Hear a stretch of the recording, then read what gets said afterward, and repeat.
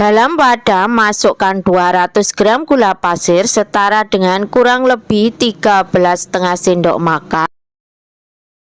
4 butir telur ukuran sedang. Jika memakai telur ukuran besar maka bisa memakai 3 butir. Setengah sendok teh baking powder. Setengah sendok teh vanila cair, bisa diganti dengan vanili bubuk. 1 sendok TSP, bisa diganti dengan TBM atau ovalet.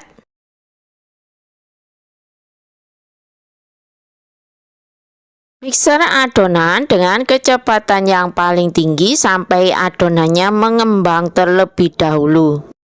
Setelah beberapa saat di mixer dan adonan sudah terlihat agak mengembang dan mengental, lalu tambahkan 75 ml air yang ditambahkan beberapa tetes pasta pandan. Bisa juga diganti dengan jus pandan asli ya, atau air blenderan dari daun pandan. Mixer lagi adonannya menggunakan kecepatan yang paling tinggi sampai adonan mengembang putih kental dan berjejak. Total lama memixernya kurang lebih 8 menit, tentunya juga disesuaikan dengan kecepatan mixer masing-masing dan juga kualitas pengembang yang dipakai. Kira-kira seperti ini ya hasil adonannya. Tambahkan 200 gram tepung terigu setara dengan 20 sendok makan cembung, jadi takarannya jangan terlalu datar ataupun jangan terlalu menggunung. Masukkan tepung bertahap, lalu mixer dengan kecepatan yang paling rendah untuk mencampur tepung dengan adonannya. Mixer sampai tepung tercampur rata saja dengan adonan. Tentunya sambil dituangi sedikit demi sedikit tepungnya. Tepung tentunya sudah saya ayak tadi terlebih dahulu ya, agar tidak ada tepung yang bergerindil, jadi nanti tekstur bolunya benar-benar halus dan lembut.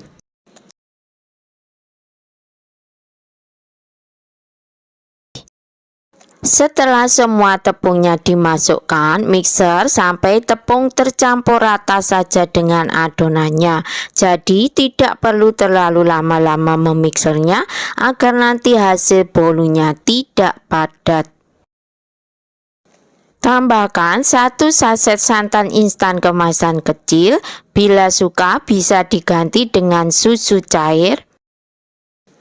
50 ml minyak goreng, jika ingin diganti dengan margarin maka diganti sebanyak 100 gram lalu dicairkan. Jadi jika diganti margarin sebanyak 100 ml.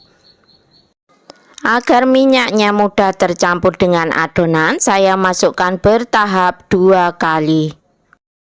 Mixer lagi sampai santan dan minyak gorengnya tercampur rata saja.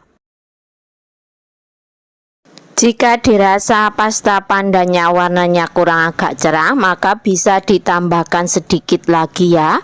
Lalu aduk balik adonannya untuk mencampur pasta pandan dan untuk memastikan jika adonan sudah benar-benar tercampur dengan rata dan tidak ada cairan yang mengendap di bawah adonan, agar nanti hasil bolunya tidak padat. Adonan saya ambil kurang lebih 1 sendok makan, lalu saya tambahkan dengan pasta mocha. Loyang saya memakai diameter 23 cm, tinggi 6 cm. Untuk diameter atas bawahnya sama ya. Untuk loyang bisa juga memakai diameter 24 cm.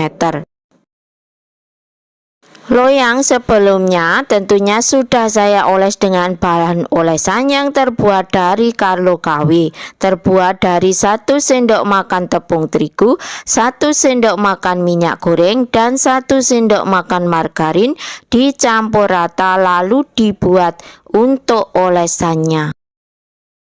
Ratakan adonan dengan cara diputar-putar menggunakan tusuk sate seperti dalam video. Beri motif dengan adonan yang diberi pasta mocha tadi. Untuk motif, bentuknya tentunya disesuaikan saja dengan selera masing-masing.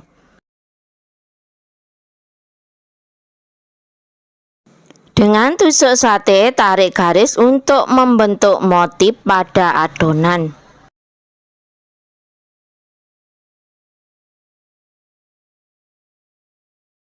Sudah saya panaskan selama kurang lebih 15 menit menggunakan suhu 170 derajat menggunakan api atas bawah.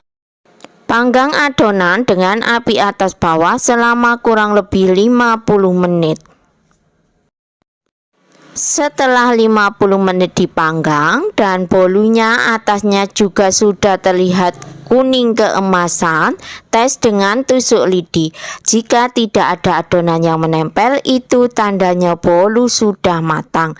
Tentunya bagian bolu atasnya juga sudah kering. Masya Allah, hasilnya terlihat sangat cantik. Langsung balik diguling rak ya, dan biarkan bolu menjadi dingin terlebih dahulu.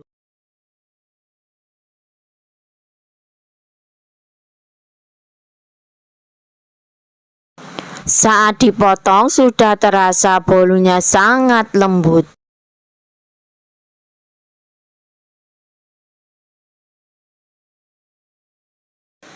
Alhamdulillah, hasil teksturnya benar-benar super lembut, warnanya juga sangat lembut. Jika memakai diameter loyangnya atas bawah sama, saat dipotong terlihat bolunya terlihat lebar. Bismillahirrahmanirrahim.